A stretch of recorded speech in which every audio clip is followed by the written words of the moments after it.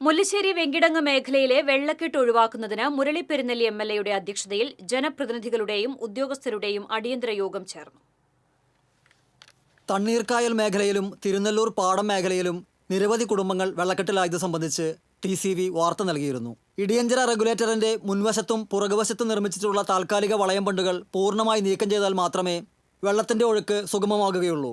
കഴിഞ്ഞ ദിവസം നടന്ന ജില്ലാ വികസന സമിതി യോഗത്തിൽ മുരളി പെരുന്നെല്ലി MLA പ്രമേയം വഴി ഈ വിഷയം അവതരിപ്പിക്കുകയും പരിഹാരമുണ്ടാക്കാൻ നിർദ്ദേശം നൽകുകയും ചെയ്തെങ്കിലും ഇതുവരെയായും ബണ്ട് പൂർണ്ണമായും നീക്കം ചെയ്യാതിരുന്നത് വലിയ വീഴ്ചയാണെന്ന് യോഗം വിലയിരുത്തി. അടിയന്തരമായി ചൊവ്വാഴ്ച രാവിലെ മുതൽ ബണ്ട് പൊട്ടിച്ചു തുടങ്ങണമെന്നും ആവശ്യമായ യന്ത്രസാമഗ്രികൾ ഉടൻ തന്നെ എത്തിക്കുമെന്നും MLA പറഞ്ഞു.